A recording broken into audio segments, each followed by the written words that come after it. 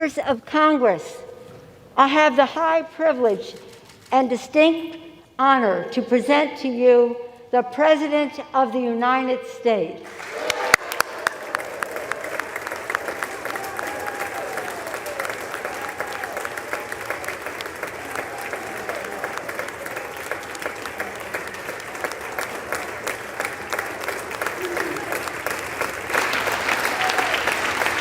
Thank you, thank you, thank you. Good to be back.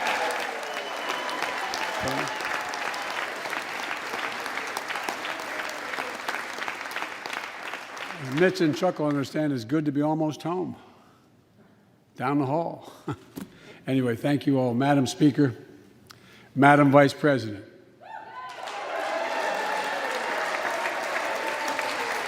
No president has ever said those words from this podium. No president has ever said those words, and it's about time.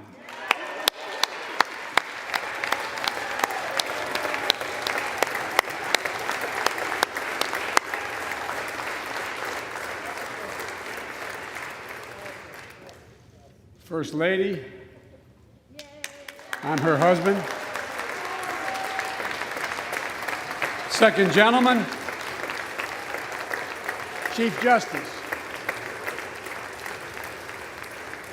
members of the United States Congress and the Cabinet, distinguished guests, my fellow Americans. While the setting tonight is familiar, this gathering is just a little bit different. A reminder of the extraordinary times we're in. Throughout our history, presidents have come to this chamber to speak to Congress, to the nation, and to the world, to declare war, to celebrate peace, to announce new plans and possibilities. Tonight, I come to talk about crisis and opportunity, about rebuilding the nation, revitalizing our democracy, and winning the future for America. I stand here tonight, one day shy of the 100th day of my administration. 100 days since I took the oath of office and lifted my hand off our family Bible and inherited a nation, we all did, that was in crisis. The worst pandemic in a century, the worst economic crisis since the Great Depression, the worst attack on our democracy since the Civil War. Now, after just 100 days, I can report to the nation, America is on the move again.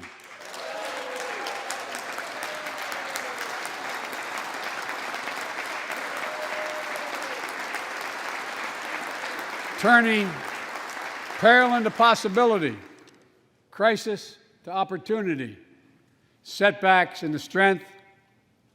We all know life can knock us down, but in America, we never, ever, ever stay down. Americans always get up. Today, that's what we're doing. America's rising anew, choosing hope over fear, truth over lies, and light over darkness. After 100 days of rescue and renewal, America's ready for a takeoff, in my view. We're working again, dreaming again, discovering again, and leading the world again. We have shown each other and the world that there's no quit in America, none. 100 days ago, America's house was on fire. We had to act. And thanks to the extraordinary leadership of Speaker Pelosi, Majority Leader Schumer, and the overwhelming support of the American people, Democrats, Independents, and Republicans, we did act. Together, we passed the American Rescue Plan, one of the most consequential rescue packages in American history. We're already seeing the results.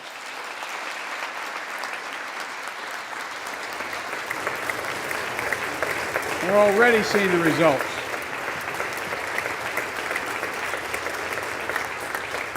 After I promised we'd get 100 million COVID-19 vaccine shots into people's arms in 100 days, we will have provided over 220 million COVID shots in those 100 days. Thanks to all the help of all of you. We're marshaling, with your help, everyone's help, we're marshaling every federal resource. We've gotten vaccines to nearly 40,000 pharmacies and over 700 community health centers where the poorest of the poor can be reached. We're setting up community vaccination sites, developing mobile units to get to hard-to-reach communities. Today, 90% of Americans now live within 5 miles of a vaccination site. Everyone over the age of 16, everyone is now eligible to get vaccinated right now, right away. Go get vaccinated, America. Go and get the vaccination. They're available. You're eligible now.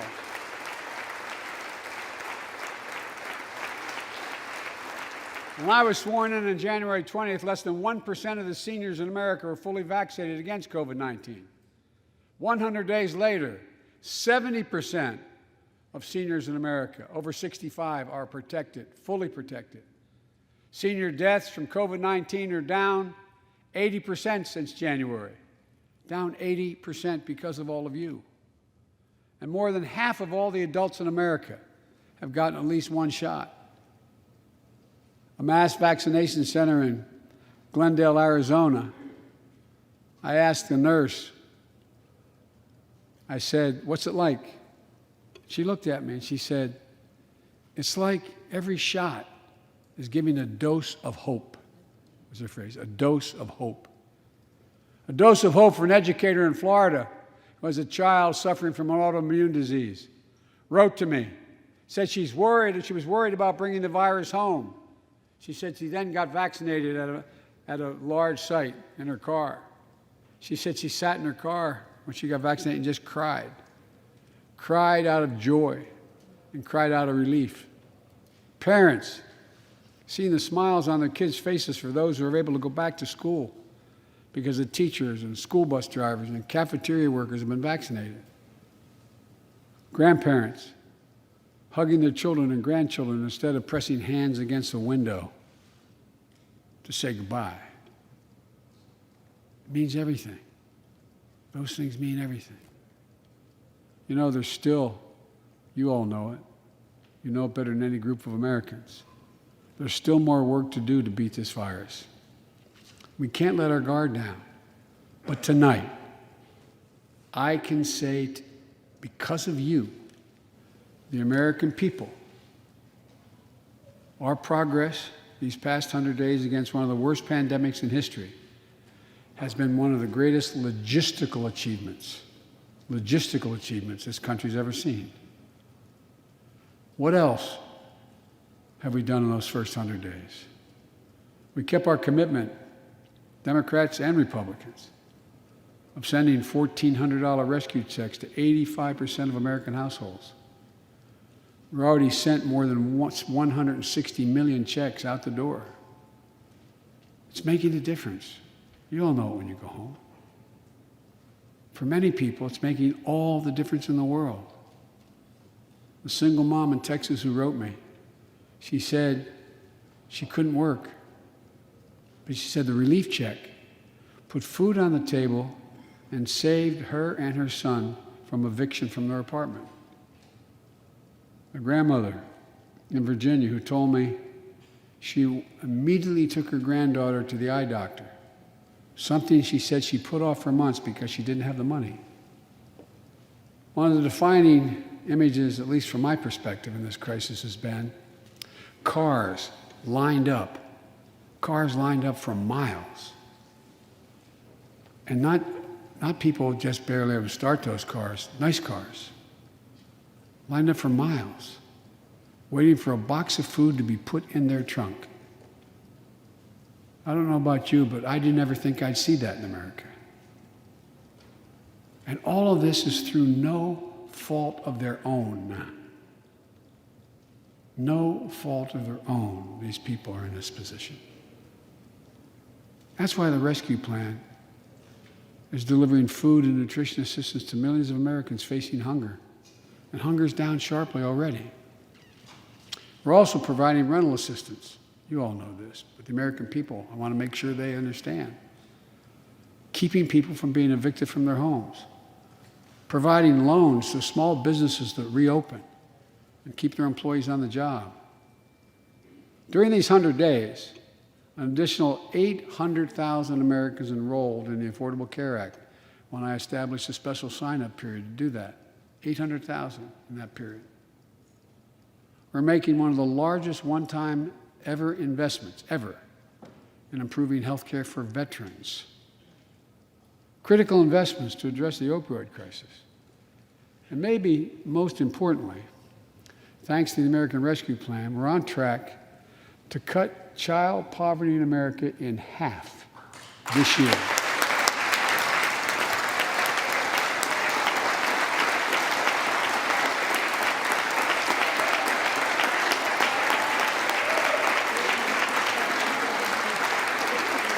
And in the process, while this was all going on, the economy created more than 1,300,000 new jobs in 100 days. More jobs in the first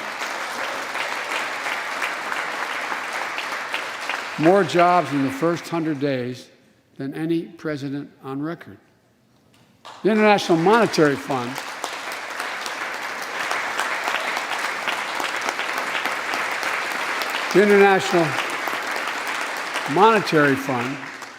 is now estimating our economy will grow at a rate of more than 6% this year.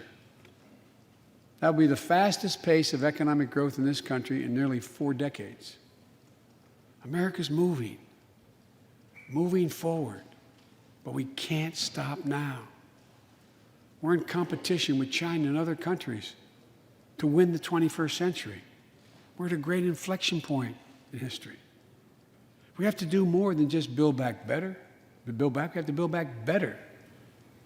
We have to compete more strenuously than we have. Throughout our history, if you think about it, public investment in infrastructure has literally transformed America, our attitudes as well as our opportunities. The Transcontinental Railroad, the interstate highways, united 2 oceans and brought a totally new age of progress to the United States of America. Universal public schools and college aid opened wide the doors of opportunity. Scientific breakthroughs took us to the moon. Now we're on Mars. Discovering vaccines gave us the internet, and so much more. These are investments we made together as one country, and investments that only the government was in a position to make. Time and again, they propel us into the future. That's why I proposed the American Jobs Plan, a once-in-a-generation investment in America itself. This is the largest jobs plan since World War II. It creates jobs to upgrade our transportation infrastructure, jobs modernizing our roads, bridges, highways, jobs building ports and airports, rail corridors, transit lines. It's clean water. And today, up to 10 million homes in America and more than 400,000 schools and child care centers have pipes with lead in them, including drinking water. A clear and present danger to our children's health. American Jobs Plan creates jobs replacing 100% of the nation's lead pipes and service lines, so every American can drink clean water.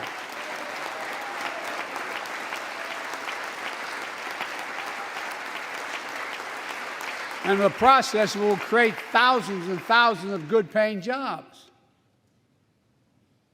It creates jobs connecting every American with high-speed internet, including 35% of the rural America that still doesn't have it.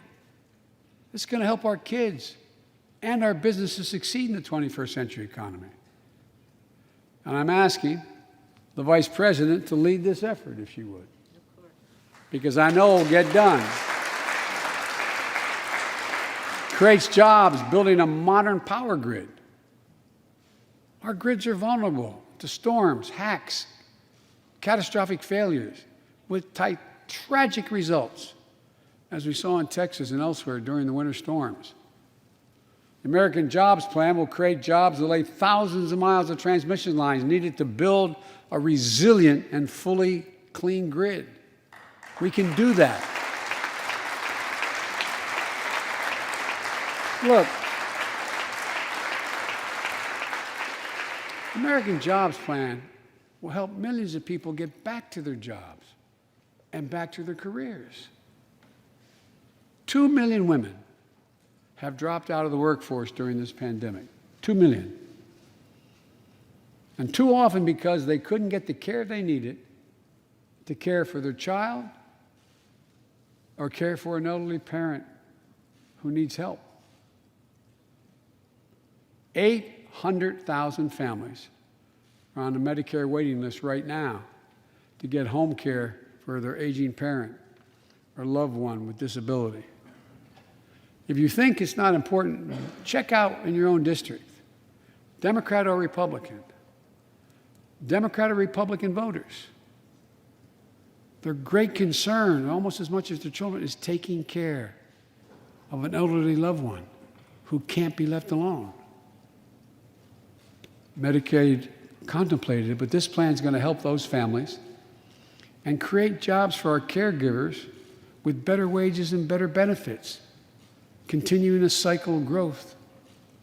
For too long, we've failed to use the most important word when it comes to meeting the climate crisis: jobs. Jobs. Jobs.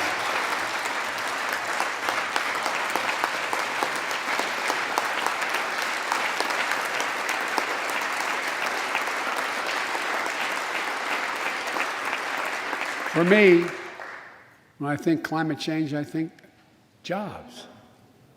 The American Jobs Plan will put engineers and construction workers to work building more energy-efficient buildings and homes.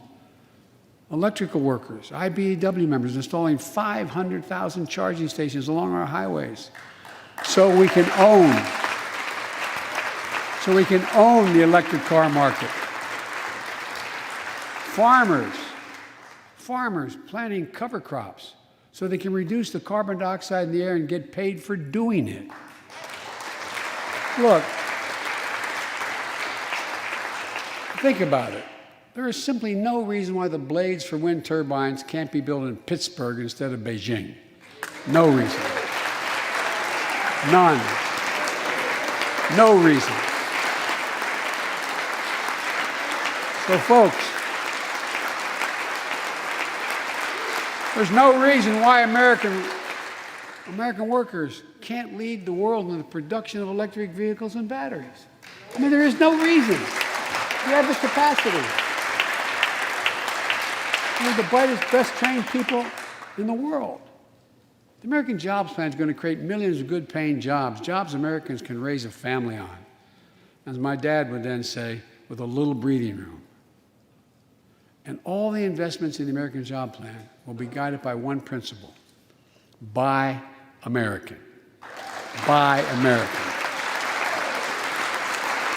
And I might note parenthetically, that does not violate any trade agreement. It's been the law since the 30s. Buy American. American tax dollars are going to be used to buy American products made in America to create American jobs. That's the way it's supposed to be, and it will be in this administration.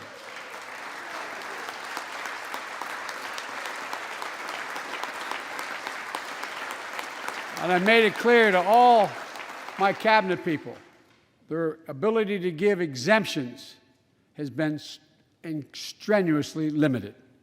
It will be American products. Now, I know some of you at home are wondering whether these jobs are for you. So many of you, so many of the folks I grew up with, feel left behind, forgotten, in an economy that's so rapidly changing. It's frightening. I want to speak directly to you, because you think about it. That's what people are most worried about. Can I fit in? Independent experts estimate the American Jobs Plan will add millions of jobs and trillions of dollars to economic growth in the years to come. It is an 8-year program. These are good-paying jobs that can't be outsourced. Nearly 90% of the infrastructure jobs created in the American Jobs Plan do not require a college degree. 75% don't require an associate's degree. The American Jobs Plan is a blue-collar blueprint to build America. That's what it is.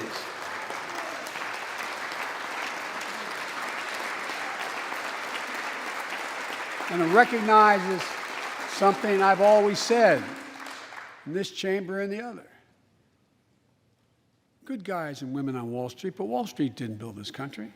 The middle class built the country, and unions built the middle class. So that's why I'm calling on Congress to pass Protect the Right to Organize Act, the PRO Act, and send it to my desk so we can support the right to unionize. And by the way, while you're thinking about sending things to my desk, let's raise the minimum wage to $15. No one working 40 hours a week, no one working 40 hours a week should live below the poverty line. We need to ensure greater equity and opportunity for women. And while we're doing this, let's get the Paycheck Fairness Act to my desk as well, equal pay. It's been much too long. And if you wonder whether it's too long, look behind me. And finally, the American Jobs Plan will be the biggest increase in non-defense research and development on record. We'll see more technological change, and some of you know more about this than I do. We'll see more technological change in the next 10 years than we saw in the last 50. That's how rapidly artificial intelligence and so much more is changing. And we're falling behind the competition with the rest of the world. Decades ago, we used to invest 2% of our gross domestic product in America, 2% of our gross domestic product in research and development. Today, Mr. Secretary, that's less than 1%. China and other countries are closing in fast. We have to develop and dominate the products and technologies of the future. Advanced batteries, biotechnology, computer chips, clean energy. The Secretary of Defense can tell you, and those of you who work in national security issues know, the Defense Department has an agency called DARPA, the Defense Advanced Research Project Agency. The people who set up before I came here, and that's been a long time ago, to develop breakthroughs that enhance our national security. That's their only job. And it's a semi-separate agency. It's under the Defense Department. It's led to everything from the discovery of the internet to GPS and so much more that's enhanced our security. The National Institute of Health, the NIH, I believe, should create a similar advanced research projects agency for health. And here's what it would do. It would have a singular purpose: to develop breakthroughs to prevent, detect, and treat diseases like Alzheimer's, diabetes, and cancer.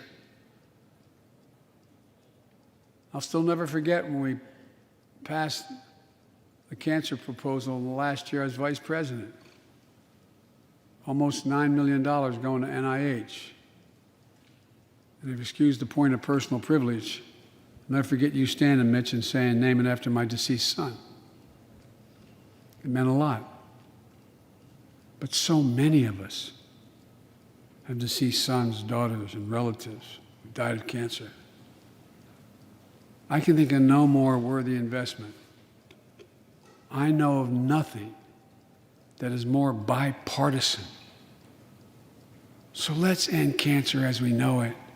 It's within our power. It's within our power to do it.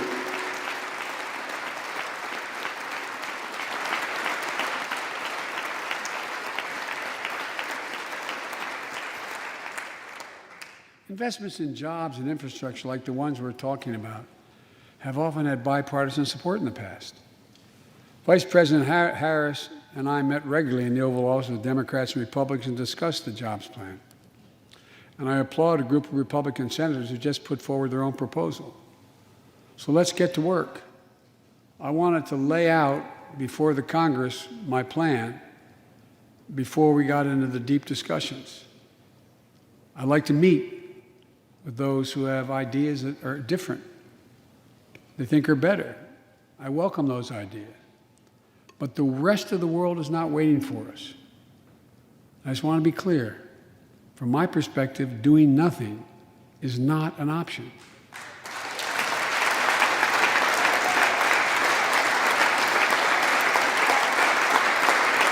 Look,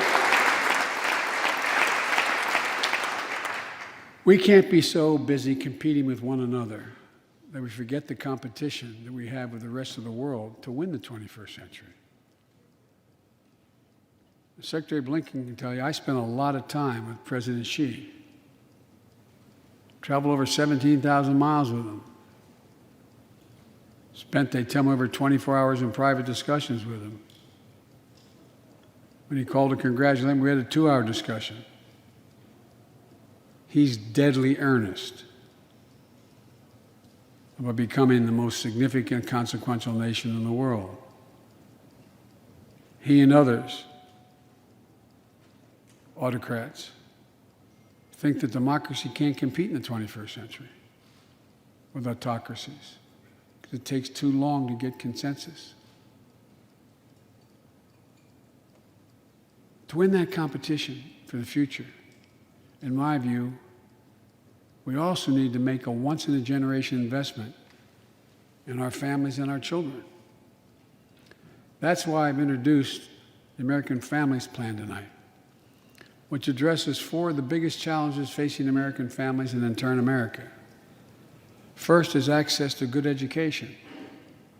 When this nation made 12 years of public education universal in the last century, it made us the best educated, best prepared nation in the world.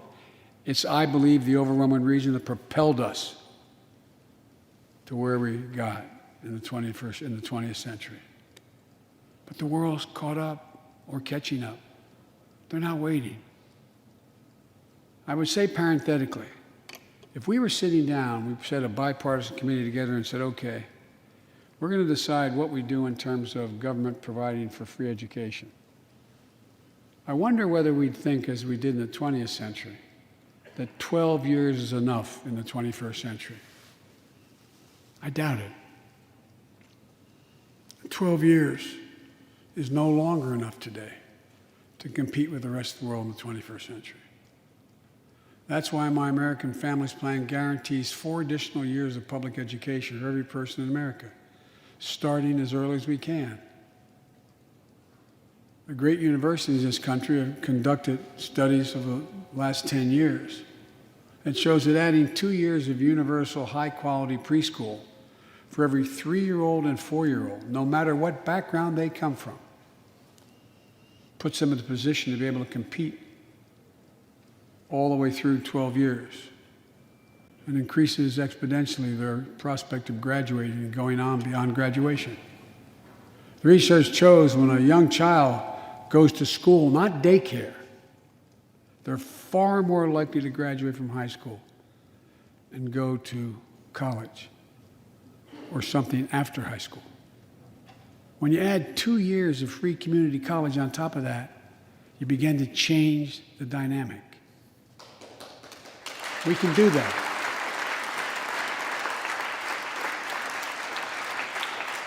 And we'll increase Pell Grants and invest in historical black colleges and universities, tribal colleges, minority-serving institutions. The reason is they don't have the endowments. But their students are just as capable of learning about cybersecurity, just as capable of learning about metallurgy, all the things that are going on that provide those jobs of the future. Jill is a community college professor who teaches today as First Lady. She's long said,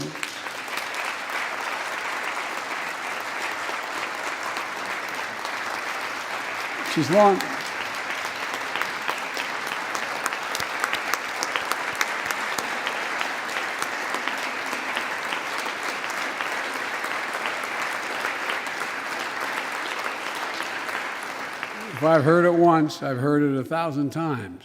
Joe, any country that out-educates us is going to outcompete us. She'll be deeply involved in leading this effort. Thank you, Joe. Second thing we need, American Families Plan will provide access to quality, affordable child care. We guarantee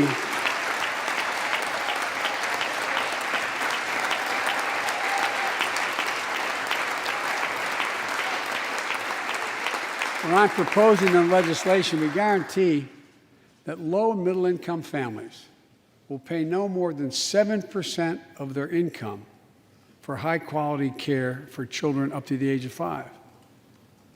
The most hard-pressed working families won't have to spend a dime. Third, the American Families Plan will finally provide up to 12 weeks of paid leave and medical leave, family medical leave.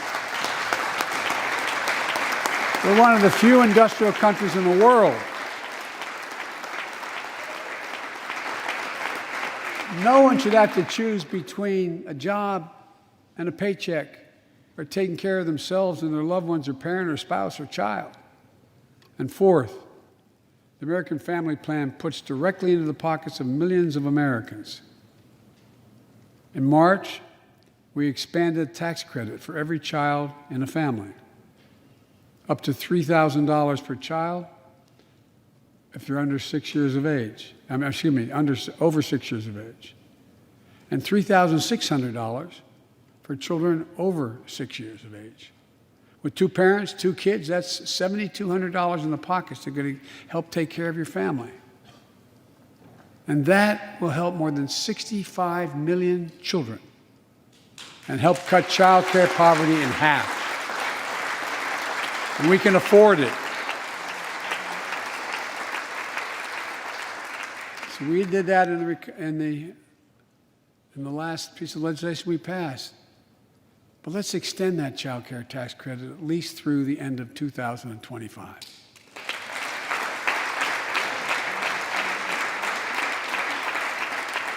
The American Rescue Plan lowered health care premiums for 9 million Americans who buy their coverage under the Affordable Care Act. I know that's really popular this side of the aisle. But let's make that provision permanent so their premiums don't go back up.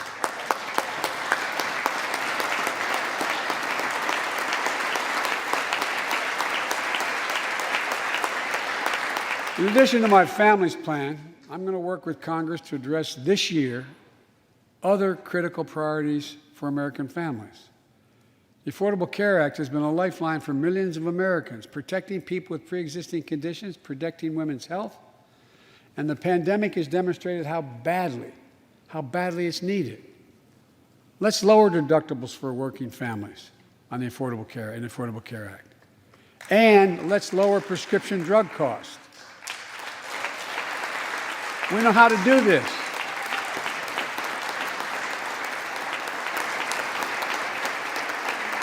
The last president had that as an objective. We all know how outrageously expensive drugs are in America.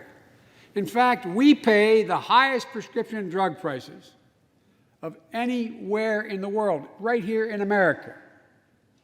Nearly 3 times, for the same drug, nearly 3 times what other countries pay. We have to change that, and we can. Let's do what we talked about for all the years I was down here in this body, in Congress. Let's give Medicare the power to save hundreds of billions of dollars by negotiating lower drug prescription prices.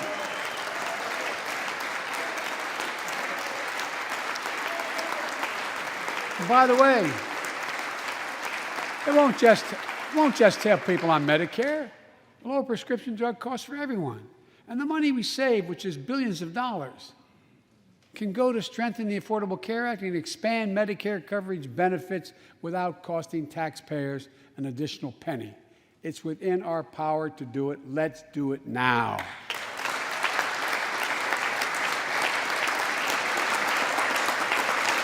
We've talked about it long enough, Democrats and Republicans. Let's get it done this year. This is all about a simple premise.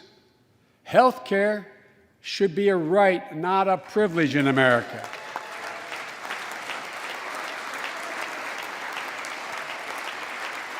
So, how do we pay for my jobs and family plan? I made it clear we can do it without increasing the deficits. Let's start with what I will not do. I will not impose any tax increase on people making less than $400,000. But it's time for corporate America and the wealthiest 1% of Americans to just begin to pay their fair share. Just their fair share.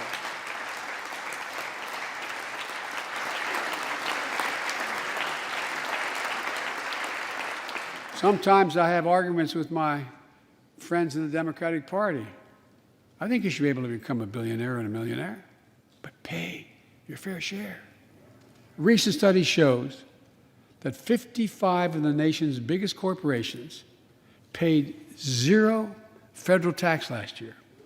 Those 55 corporations made in excess of $40 billion in profit. A lot of companies also evade taxes through tax havens in Switzerland and Bermuda and the Cayman Islands.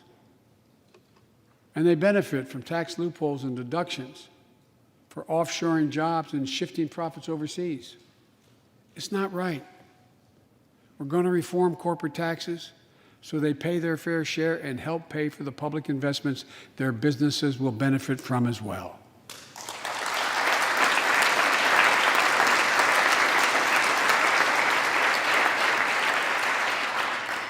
We're going to reward work, not just wealth. We take the top tax bracket for the wealthiest 1% of Americans, those making over $400,000 or more, back up to where it was when George W. Bush was president, when he started, 39.6%. That's where it was when George W. was president. We're going to get rid of the loopholes, allow Americans to make more than $1 million a year and pay a lower tax rate on their capital gains than Americans who receive a paycheck. We're only going to affect 0.3% of all Americans by that action, 0.3%. And the IRS is going to crack down on millionaires and billionaires who cheat on their taxes. It's estimated to be billions of dollars by think tanks that are left, right, and center. I'm not looking to punish anybody. But I will not add a tax burden, additional tax burden to the middle class in this country. They're already paying enough. I believe what I propose is fair, fiscally responsible, and it raises revenue to pay for the plans I propose and will create millions of jobs that will grow the economy and enhance our financial standing in the country. When you hear someone say, they don't want to raise taxes on the wealthiest 1% or corporate America, ask them whose taxes you want to raise. Instead, whose are going to cut? Look, the big tax cut of 2017. Remember, it was supposed to pay for itself. That was how it was sold. And generate vast economic growth. Instead, it added $2 trillion to the deficit. It was a huge windfall for corporate America and those at the very top. Instead of using the tax saving to raise wages and invest in research and development, it poured billions of dollars into the pockets of CEOs. In fact, the pay gap between CEOs and their workers is now among the largest in history. According to one study, CEOs make 320 times what the average worker in their corporation makes. It used to be below 100. The pandemic has only made things worse. 20 million Americans lost their job in the pandemic, working and middle-class Americans. At the same time, roughly 650 billionaires in America saw their net worth increase by more than $1 trillion in the same exact period. Let me say it again. 650 people increased their wealth by more than $1 trillion during this pandemic. And they're now worth more than $4 trillion. My fellow Americans, trickle down economics has never worked. And it's time to grow the economy from the bottom and the middle out.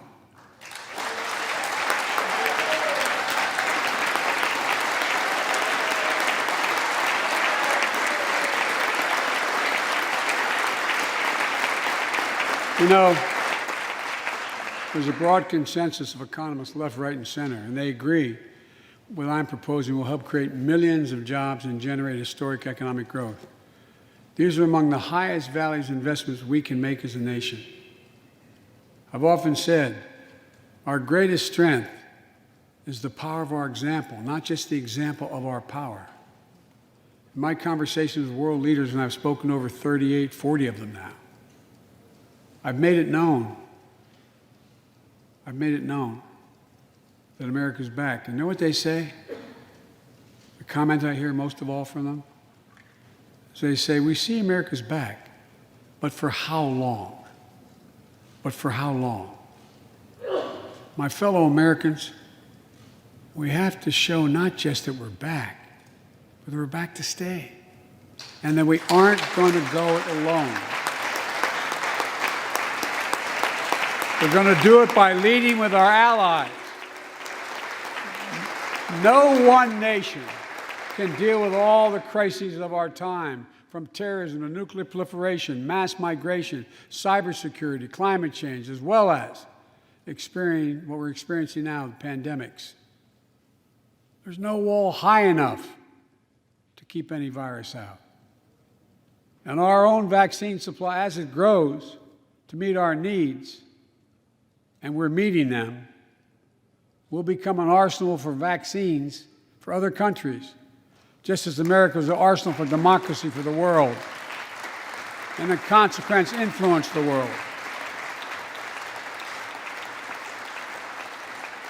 But every American will have access before that occurs. Every American will have access to be fully covered by COVID-19 from the vaccines we have. Look, the climate crisis is not our fight alone, it's a global fight. The United States accounts, as all of you know, less than 15% of carbon emissions. The rest of the world accounts for 85%.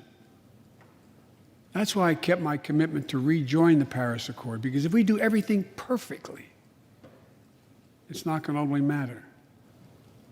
I kept my commitment to convene a climate summit right here in America with all the major economies of the world: China, Russia, India, European Union. And I said I'd do it in my first 100 days. I want to be very blunt about it. My attempt was to make sure that the world could see there was a consensus, that we are at an inflection point in history. The consensus is if we act to save the planet, we can create millions of jobs and economic growth and opportunity to raise the standard of living of almost everyone around the world. If you watched any of it and you were all busy, I'm sure you didn't have much time. That's what virtually every nation said, even the ones that aren't doing their fair share. The investments I propose tonight also advance the foreign policy, in my view, that benefits the middle class. That means making sure every nation plays by the same rules in the global economy, including China. In my discussion with President Xi, I told him, we welcome the competition. We're not looking for conflict.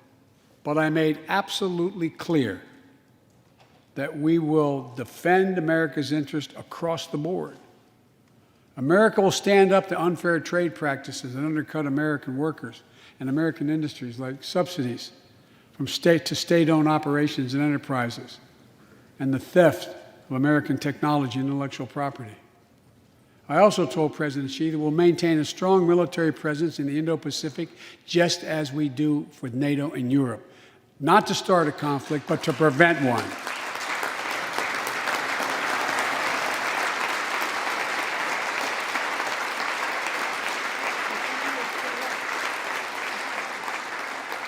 I told them what I've said to many world leaders, that America will not back away from our commitments, our commitment to human rights and fundamental freedoms, and to our alliances. And I pointed out to him, no responsible American president could remain silent when basic human rights are being so blatantly violated. An American president has to represent the essence of what our country stands for. America is an idea, the most unique idea in history. We are created, all of us, equal. It's who we are. And we cannot walk away from that principle and, in fact, say we're dealing with the American idea. With regard to Russia, I know it concerns some of you, but I made very clear to Putin that we're not going to seek escalation, but their actions will have consequences. They turn out to be true, and they turned out to be true. So I responded directly and proportionately to Russia's interference in our elections and the cyber attacks on our government and our business. They did both of these things, and I told them we would respond, and we have. But we can also cooperate when it's our mutual interest. We did it when we extended the New START Treaty on nuclear arms, and we're working to do it on climate change. But he understands we will respond. On Iran and North Korea, nuclear programs that present serious threats to American security and the security of the world. We're going to be working closely with our allies to address the threats posed by both of these countries through diplomacy as well as stern deterrence. And American leadership means ending the forever war in Afghanistan. We have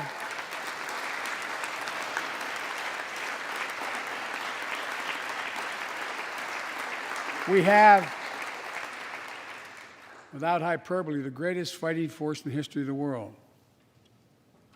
I'm the first president in 40 years who knows what it means to have a son serving in a war zone. Today, we have service members serving in the same war zone as their parents did. We have service members in Afghanistan who are not yet born on 9/11. The war in Afghanistan, as we remember the debates here, were never meant to be multi-generational undertakings of nation building. We went to Afghanistan to get the terrorists who attacked us on 9/11. And we said we would follow Osama bin Laden to the gates of hell to do it. If you've been in the upper Konar Valley, you've kind of seen the gates of hell. And we delivered justice to bin Laden. We degraded the terrorist threat of al-Qaeda in Afghanistan. And after 20 years of valor, and sacrifice, it's time to bring those troops home. Look,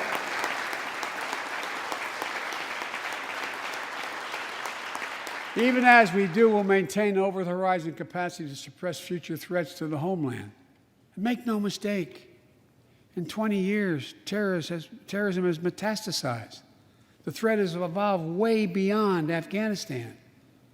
Those of you in the intelligence committees, the foreign relations committee, defense committees, you know well, we have to remain vigilant against the threats to the United States wherever they come from. Al-Qaeda and ISIS are in Yemen, Syria, Somalia, other places in Africa, in the Middle East, and beyond. And we won't ignore what our intelligence agencies have determined to be the most lethal terrorist threat to the homeland today.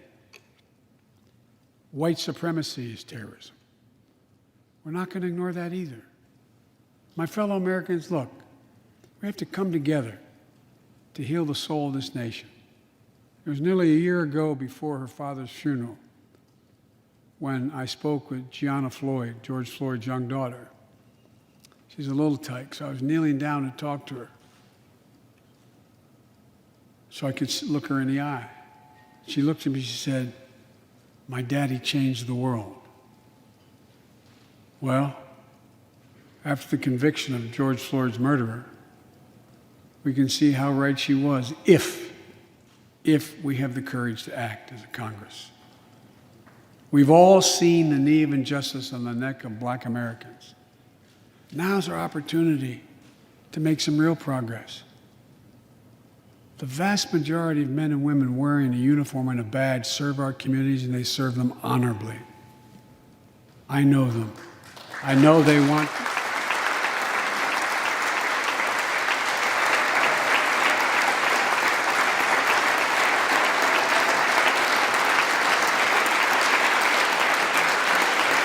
I know they want to help meet this moment as well. My fellow Americans, we have to come together to rebuild trust between law enforcement and the people they serve, to root out systemic racism in our criminal justice system, and to enact police reform in George Floyd's name that passed the House already. I know Republicans have their own ideas and are engaged in very productive discussions with Democrats in the Senate. We need to work together to find a consensus. But let's get it done next month, by the first anniversary of George Floyd's death.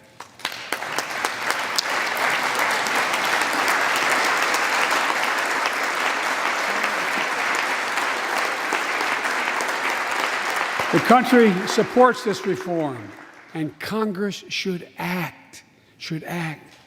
We have a giant opportunity to bend the arc of the moral universe toward justice, real justice.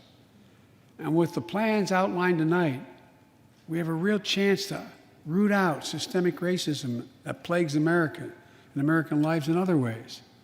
A chance to deliver real equity, good jobs, good schools, affordable housing, clean air, clean water, being able to generate wealth and pass it down through generations because you have access to purchase a house. Real opportunities in the lives of more Americans, Black, white, Latino, Asian Americans, Native Americans. Look, I also want to thank the United States Senate for voting 94-1 to pass the COVID-19 Hate Crimes Act to protect Asian American and Pacific Islanders. You acted decisively.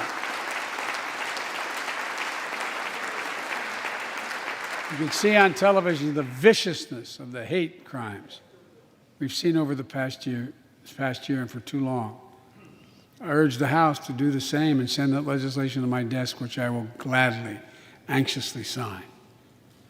I also hope Congress will get to my desk the Equality Act to protect LGBTQ Americans. To all transgender Americans watching at home, especially young people, you're so brave. I want you to know your president has your back. Another thing, let's authorize the Violence Against Women Act, which has been law for 27 years.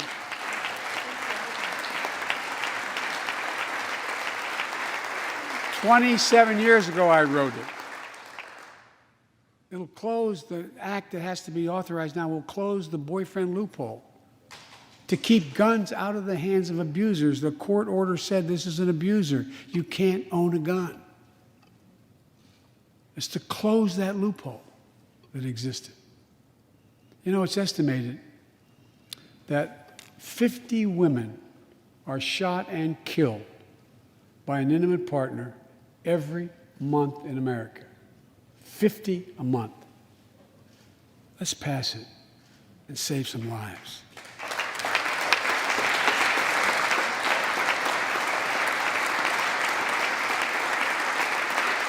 And I need not tell anyone this, but gun violence has become an epidemic in America. The flag at the White House was still flying at half-mast for the 8 victims of the mass shooting in Georgia, when 10 more lives were taken in a mass shooting in Colorado. And in the week in between those two events, 250 other Americans were shot dead in the streets of America. 250 shot dead. I know how hard it is to make progress on this issue. In the 90s, we passed universal background checks. a ban on assault weapons and high-capacity magazines that hold 100 rounds that can be fired off in seconds. We beat the NRA. Mass shootings and gun violence declined. Check out the report over 10 years. But in the early 2000s, the law expired. We've seen daily bloodshed since. I'm not saying if the law continued, we wouldn't see bloodshed. More than 2 weeks ago in the Rose Garden, surrounded by some of the bravest people I know, the survivors and families who lost loved ones to gun violence, I laid out several of the Department of Justice actions that are being taken to impact on this epidemic. One of them is banning so-called ghost guns. These are homemade guns built from a kit that includes directions how to finish the firearm. The parts have no serial numbers, so they show up at crime scenes and they can't be traced.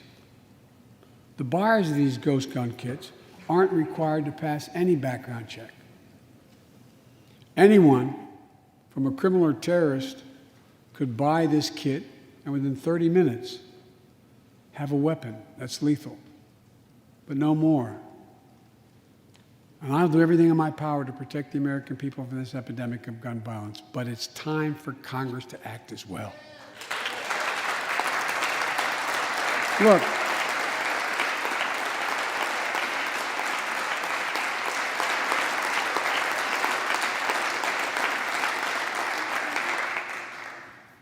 I don't want to become confrontational, but we need more Senate Republicans to join the overwhelming majority of Democratic colleagues and close the loopholes required in background check purchases of guns. We need a ban on assault weapons and high-capacity magazines. And don't tell me it can't be done. We did it before and it worked. Talk to most responsible gun owners and hunters. They'll tell you there's no possible justification for having 100 rounds in a weapon. What do you think, deer wearing Kevlar vests? And they'll tell you that there are too many people today who are able to buy a gun but shouldn't be able to buy a gun. These kinds of reasonable reforms have overwhelming support from the American people, including many gun owners. The country supports reform and Congress should act. This shouldn't be a red or blue issue.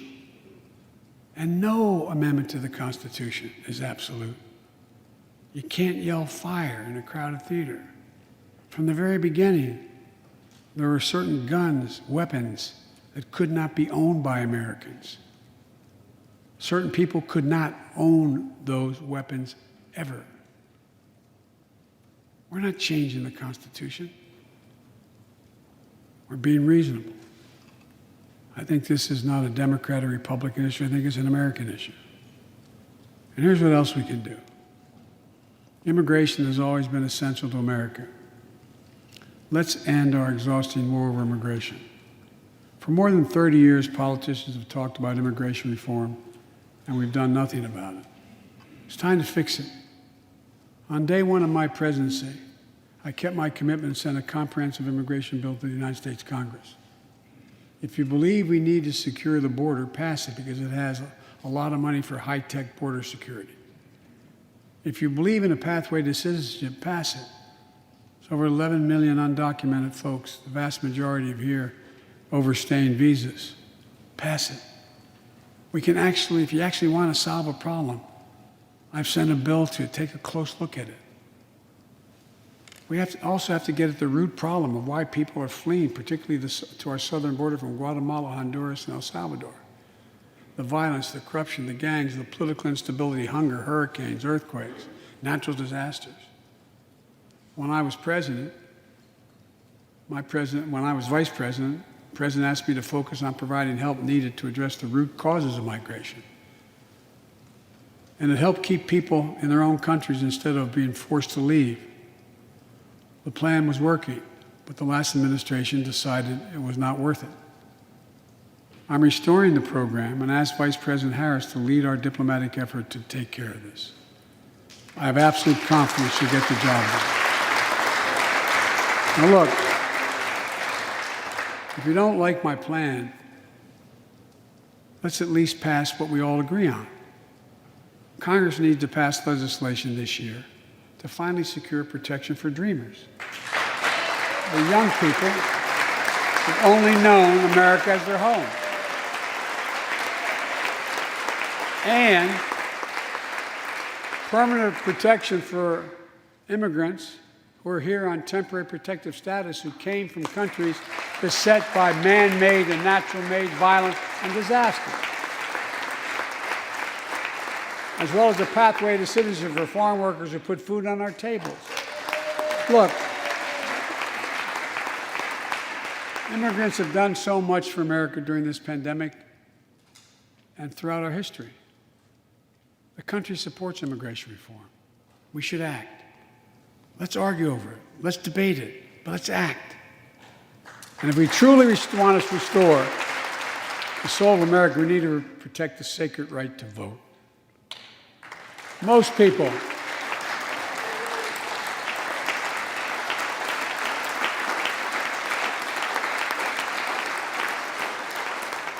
more people voted in the last presidential election than any time in American history, in the middle of the worst pandemic ever. It should be celebrated. Instead, it's being attacked.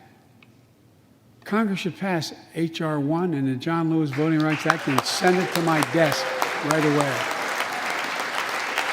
The country supports it, and Congress should act now. Look, in conclusion, as we gather here tonight, the image of a violent mob assaulting this Capitol, desecrating our democracy, remain vivid in all our minds. Lives were put at risk, many of your lives. Lives were lost. Extraordinary courage was summoned. The insurrection was an existential crisis, a test of whether our democracy could survive, and it did. But the struggle is far from over. The question of whether our democracy will long endure is both ancient and urgent. As old as our republic, still vital today. Can our democracy deliver on its promise that all of us, created equal in the image of God, had a chance to lead lives of dignity, respect, and possibility? Can our democracy deliver to the most pressing needs of our people? Can our democracy overcome the lies, anger, hate, and fears that have pulled us apart? America's adversaries, the autocrats of the world, are betting we can't. And I promise you, they're betting we can't. They believe we're too full of anger and division and rage. They look at the images of the mob that assaulted the Capitol as proof that the sun is setting on American democracy. But they're wrong. You know it, I know it. But we have to prove them wrong. We have to prove democracy still works, that our government still works, and we can deliver for our people. In our first 100 days together, we've acted to restore people's faith in democracy to deliver. We're vaccinating the nation. We're creating hundreds of thousands of new jobs. We're delivering real results to people. They can see it, feel it in their own lives. Opening doors of opportunity, guaranteeing some more fairness and justice. That's the essence of America. That's democracy in action. Our Constitution opens with the words, as trite as it sounds, "We the people." Well, it's time to remember that we, the people, are the government. You and I. Not some force in a distant capital. Not some powerful force that we have no control over. It's us. It's we, the people. In another era, when our democracy was tested, Franklin Roosevelt reminded us, in America, we do our part. We all do our part. That's all I'm asking. That we do our part, all of us. And if we do that, we will meet the center challenge of the age by proving that democracy is durable and strong. Autocrats will not win the future. We will. America will. And the future belongs to America. As I stand here tonight before you in a new and vital hour of life and democracy of our nation, and I can say with absolute confidence, I have never been more confident or optimistic about America. Not because I'm president, because of what's happening with the American people. We've stared into the abyss of insurrection and autocracy, pandemic and pain, and we, the people, did not flinch. At the very moment our adversaries were certain we'd pull apart and fail, we came together, we united. With light and hope, we summoned a new strength, new resolve to position us to win the competition of the 21st century. On our way to a union more perfect, more prosperous, and more just, as one people, one nation, and one America. Folks, as I told every world leader I've ever met with over the years, it's never, ever, ever been a good bet to bet against America, and it still isn't. We're the United States of America. There is not a single thing, nothing beyond our capacity. We can do whatever we set our minds to if we do it together. So let's begin to get together. God bless you all, and may God protect our troops. Thank you for your patience.